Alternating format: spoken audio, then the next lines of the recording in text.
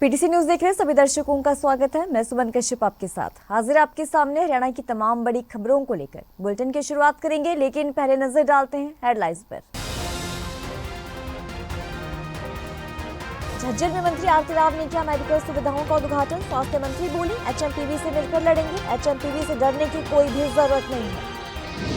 असम के तेजपुर में ड्यूटी के दौरान रोहतक का जवान हुआ शहीद। जवान शहीद हरविंदर का राष्ट्रीय सम्मान के साथ हुआ अंतिम संस्कार। गांव भलौट और आसपास क्षेत्रों से लोग अंतिम दर्शन के लिए मिले। चरखी दादरी में रात को डीसी एसपी ने गांव में लगाया जनता दरबार। ग्रामीणों की सुनी समस्या, कड़कड़ाते ठंड में पहुंचे फरियादी। सीएम नैपकिन सैनिक के निर्देश पर लगाया जनता दरबार। प्रदेश के 11 जिलों में बारिश का येलो अलर्ट जारी। रात के तापमान में गिरावट हुई दर्ज। प्रदेश में सक्रिय हो रहा नया पश्चिमी विक्षोभ।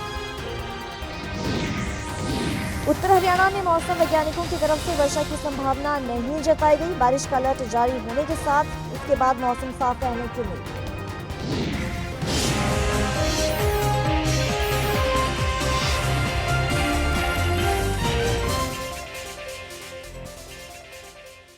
और अब खबरें विस्तार से। स्वास्थ्य मंत्री आरती राव ने कहा कि जिस प्रकार कोरोना जैसी महामारी के साथ मिलकर लड़ाई लड़ी है, उसी प्रकार से नए वायरस एचएमवीपी से भी डरने की कोई जरूरत नहीं है।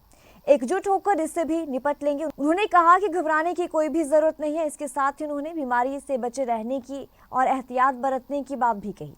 स्वास्थ्य मंत्री के झज्जर दौरे में जहां अस्पताल में नई मशीनों का उद्घाटन हुआ, तो वहीं अस्पताल में एचपीसीपीएल की ओर से 2 नई एम्बुलेंस दी गई हैं, जिनको हरी झंडी दिखाकर स्वास्थ्य मंत्री ने सेवाएं शुरू करने के लिए सामान्य अस्पताल झज्जर को सौंप दिया। इसके साथ ही 2 एम्बुलेंस नूंह जिले और 1 एम्बुलेंस गुरुग्राम जिले को दी गई।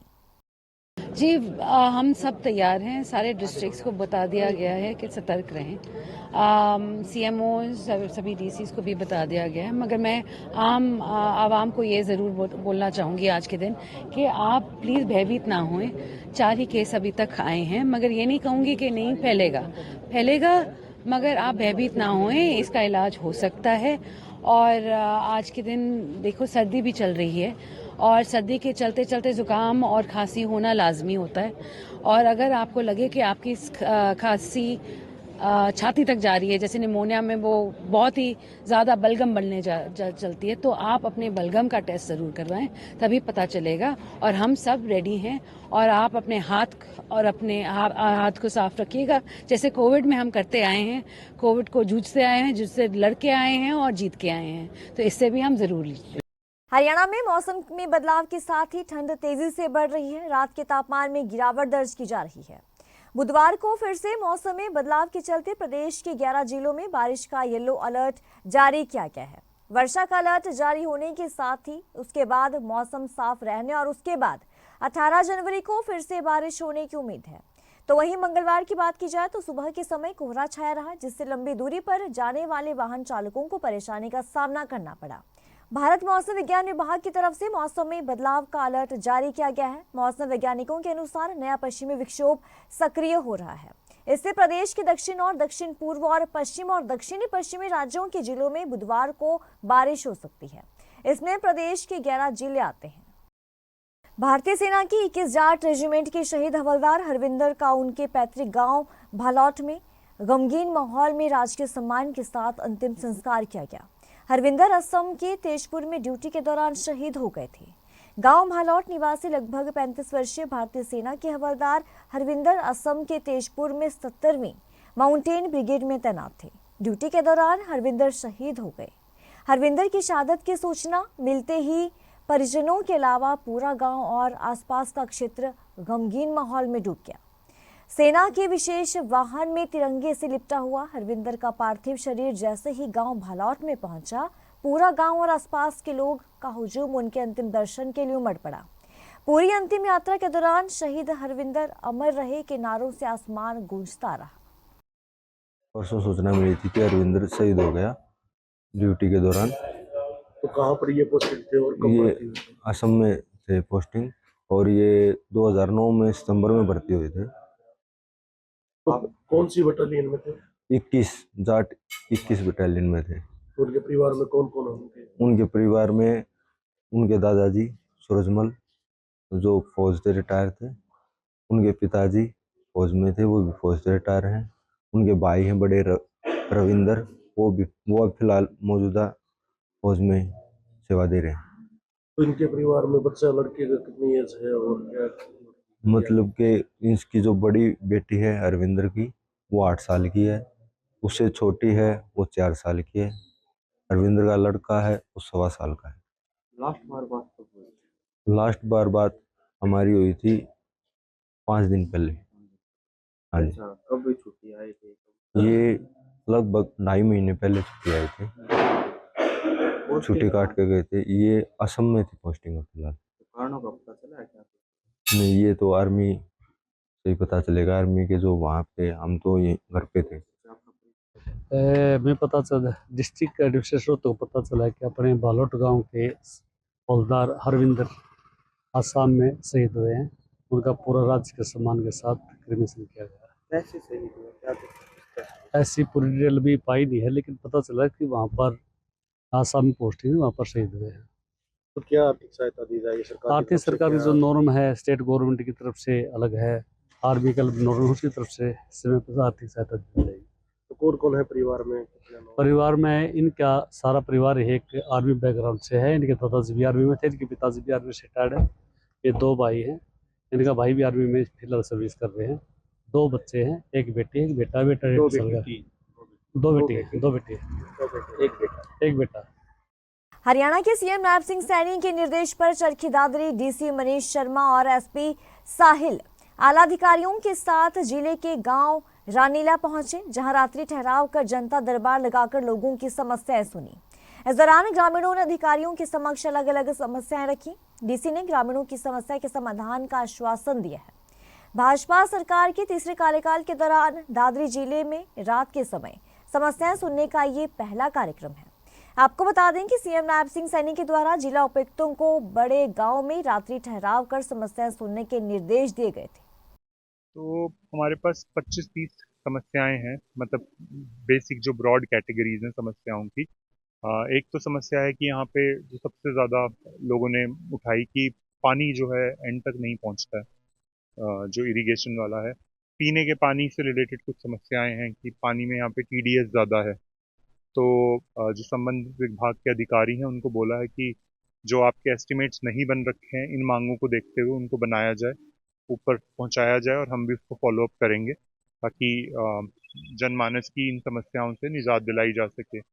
दूसरी समस्या है यहाँ पे जल भराव से रिलेटेड है कुछ, और हालांकि यहाँ पे 5 जोहड़ हैं गांव में, पर उसके बावजूद कुछ कुछ जगहों पे जल भराव हो जाता है। तो उसके लिए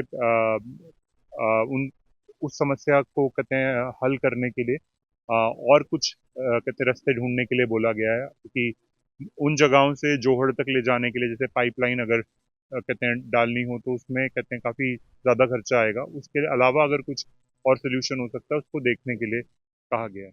स्थानीय पुराना बस अड्डा स्थित ठाकुर बीर सिंह मेमोरियल पार्क में बीर सिंह मल्टीपर्पज हॉल की नींव रखी गई और इस कार्यक्रम में बतौर मुख्य अतिथि पूर्व राज्यसभा सांसद लेफ्टिनेंट जनरल जीपी वत्स और विधायक घनश्याम सर्राफ ने शिरकत की।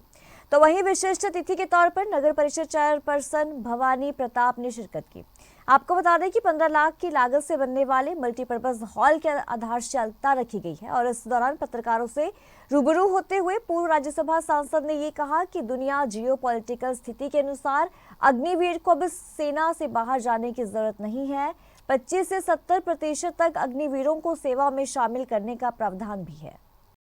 जो ग्रामीण क्षेत्र है हमारा, उन सब में विकास के कार्य चल रहे हैं और HSBP विभाग द्वारा इंजीनियरिंग डिपार्टमेंट एक अलग है, उसने 25 लाख रुपए की लागत इस पार्क में लगाई है।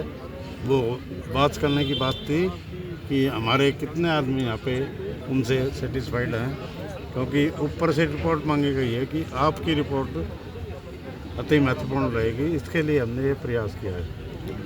आज जिस प्रकार से शहर के विभिन्न पार्कों में किसी में 25 लाख, किसी में 50 लाख और 1 करोड़ तक के काम निश्चित किए गए हैं, ये सारे के सारे काम अभी होने जा रहे हैं। इन सब को लेके हम आगे बढ़ेंगे और जो हमारा शहर की एक लुकआउट है वो नगर परिषद के माध्यम से हम अच्छी करने जा रहे हैं। हमने सभी समाजों की जो उनकी धर्मशालाएँ हैं उनको बनाने का काम अपने जिम्मे लिया है।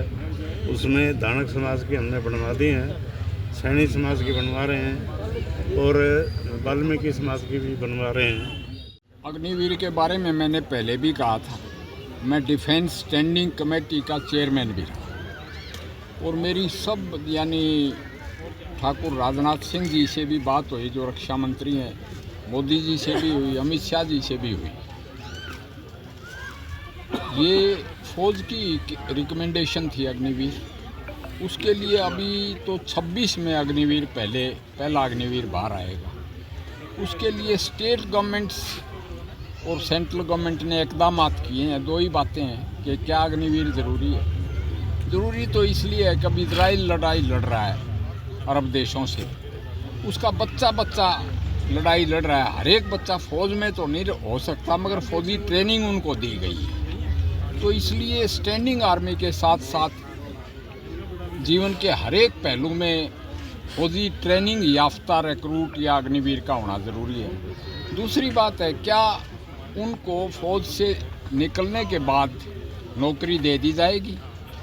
उस पर हमने काम किया है। पहले तो फौज ने भी लिख के दिया है कि 25% की बजाय इनको 70%, यानी ऐसी ओपिनियन है, हमने उसमें रिकमेंडेशन दी है।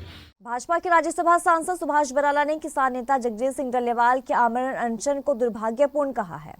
सुभाष बराला ने कहा कि प्रधानमंत्री नरेंद्र मोदी और हरियाणा सरकार की तर्ज पर पंजाब सरकार को भी किसानों की सूध लेनी चाहिए, किसानों से बातचीत करनी चाहिए। सुभाष बराला ने दिल्ली चुनाव में भाजपा सरकार बनने का दावा किया। उन्होंने कहा कि अरविंद केजरीवाल के भ्रष्टाचार से दिल्ली की जनता जो है वो तंग आ चुकी है और इस बार भाजपा को सत्ता देने जा रही है। देखिए, निश्चित रूप से दिल्ली के चुनाव में भारतीय जनता पार्टी की सरकार बनेगी। वहां पर केजरीवाल की सरकार से वहां के लोग दुखी हो चुके हैं। इस प्रकार की अव्यवस्था, भ्रष्टाचार, ये बहुत सारे ऐसे कारण हैं जिनके चलते दिल्ली की जनता इस बार आम आदमी पार्टी केजरीवाल जी की छुट्टी करने वाली है और भारतीय जनता पार्टी की सरकार बनाने वाली है। देखिए, बड़े दुर्भाग्य की बात है कि कोई किसान नेता और उनको इस प्रकार के अनशन पर बैठना पड़े, लेकिन नरेंद्र मोदी जी के नेतृत्व में और हरियाणा के अंदर मनोहर लाल जी के नेतृत्व में हमारी जो सरकारें हैं काम कर रही हैं। निश्चित रूप से किसान आज हरियाणा प्रदेश की सरकार से, देश की सरकार से पूरी तरह से खुश है। मैं आग्रह करूंगा आपके माध्यम से पंजाब सरकार से, वहां के मुख्यमंत्री भगवंत सिंह मान से, कि वो हमारे किसान भाइयों की बात सुन के हरियाणा की तर्ज पर उनका काम करने का काम। सिंचाई विभाग के मुख्य अभियंता lift canal system Vijendra Singh Nara ने विभाग के सभी सुपरिटेंडिंग इंजीनियरों को सख्त निर्देश दिए हैं कि नहर और ड्रेनों पर बने मौजूदा पुलों की टूटी दीवारों की तुरंत मरम्मत की जाए। उन्होंने कहा कि जब तक नए पुलों का निर्माण नहीं हो जाता तब तक मौजूदा पुलों को सुरक्षित और उपयोग के योग्य बनाए रखना सिंचाई विभाग की जिम्मेदारी है। मुख्य अभियंता ने अधिकारियों को निर्देश दिया है कि पुलों की मौजूदा स्थिति का तत्काल निरीक्षण किया जाए और क्षतिग्रस्त दीवारों को प्राथमिकता के आधार पर ठीक किया जाए। ये सुनिश्चित किया जाए कि मरम्मत कार्य गुणवत्तापूर्ण सामग्री और मानकों के साथ हो। इसके साथ ही ये भी जरूरी है कि मरम्मत के दौरान पुल के क्षतिग्रस्त हिस्सों तक जनता की पहुंच को रोका जाए। इसके लिए चेतावनी संकेत, बैरियर और अन्य सुरक्षा उपायों का कड़ाई से पालन है। कड़कड़ाती ठंड में जहां गौवंश सड़कों और खुले में घूम रहे हैं, तो वहीं पशुपालन विभाग ने गौवंश को ठंड से बचाने के लिए एडवाइजरी जारी की है। इसके साथ ही कर्मचारियों और अधिकारियों को जागरूक करने के बारे में ड्यूटियां भी लगाई गई हैं। उधर गौ सेवकों ने गौवंश को सर्दी से बचाने के अभियान को सिर्फ कागजों तक सीमित रखने का आरोप लगाते हुए ठोस प्रबंध करने की मांग उठाई है। पशुपालन विभाग के उपनिदेशक डॉक्टर जसवंत जून ने ये कहा कि ठंड से गौवंशों को बचाने के लिए गौशालाओं के संचालकों के साथ साथ आमजन को भी जागरूक किया जा रहा है। दादरी में पिछले महीने 2 एक्सीडेंट हो चुके, जिनमें 2 की जान जा चुकी और घायल भी हो चुके। तो उसके तहत मैं बता रहा हूँ कि प्रशासन सिर्फ कागजों में काम कर रहा है। अब भी मैं गिनवा सकता हूँ आपको, 1800 से 2000 गौवंश रोडों पे घूम रहे हैं। और कल ही हमने एक गौवंश को मिट्टी दी है, सर्दी के कारण एक जगह बैठा था, बैठा रह गया और उसने अपने प्राण त्याग दिए। न तो प्रशासन के पास और सरकार के पास ये सुविधा है कि इनको किसी जगह रोका जाए, और इन्होंने जो कागजों में जो टेंडर दिया वो कागजों में ही चढ़ाए जा रहे हैं। किसी पशु को पकड़ा नहीं गया है। हीरा चौक में परसों एक सांड बैठा था, सुबह 10 बजे, रात को 11 बजे हमने उसको उठवाया। 25 लोकेशन में आपको ऐसी गिनवा दूं जहाँ 60 से 70 पशु इकट्ठे रहते हैं। खुद एसपी की कोठी घिक्काड़ा मोड़ पर आप जाके देख लेना। उधर आप नई अनाज मंडी जो पूरा बाजार सब्जी खरीदने जाता है, गैस गोदाम के आगे देख लेना। 60 से 70 पशु रोड पे बैठे रहते हैं जो हादसों का न्योता दे रहे हैं। धुंध पड़ने लगी है, हमें रिफ्लेक्टर भी लगा रहे हैं, इनके सिंगों पे हम बांध रहे हैं। रात को एक्सीडेंट होते हैं, लोग प्रशासन गहरी नींद में सोया हुआ है, कोई इस पे कार्रवाई नहीं, सिर्फ कागजों में इनको पकड़ा जाए। जैसा कि आपको पता है कि दिसंबर के एंड में और जनवरी के स्टार्टिंग में ज़्यादा सर्दी का प्रकोप होता है, तो समय समय पर विभाग द्वारा एडवाइजरी जारी की जाती हैं और सभी जो स्टाफ कार्यरत है हॉस्पिटल्स डिस्पेंसरी में सबकी ड्यूटी लगाई जाती है। और मेरी यही अपील है कि सभी पशुपालकों से और हमारे सभी गौशाला संचालकों से कि भई अपने पशुओं का इस सर्दी में विशेष रूप से ध्यान रखें। अगर शेड अगर हवा ज़्यादा खुला है, ज़्यादा सर्दी हो तो उसको थोड़ा सा ढक लें, और जो पशु अगर पेशाब करते हो तो उसको इकट्ठा ना होने दें। और बड़े पशुओं को जो ज़्यादा थोड़ा सा बड़े हैं, वीक हैं, उनका विशेषतर ध्यान रखें, थोड़ा सा उनको गुड़ भी खिलाएं। और जहाँ ये पशु बैठते हैं वहाँ सूखे इत्यादि जैसे पराली का है या कोई सूखा है, उसका जहाँ ये बैठते हैं उनका सूखे का इंतज़ाम करें। और अगर कोई फिर भी अगर इससे कोई किसी का ठंड लग जाती है तो हमारे जो भी निकटतम पशु चिकित्सक जो है उनसे सलाह मशवरा जरूर लें। इस बुलेटिन में इतना ही। खबरों की ज्यादा अपडेट के लिए आप बने रहिए हमारे साथ।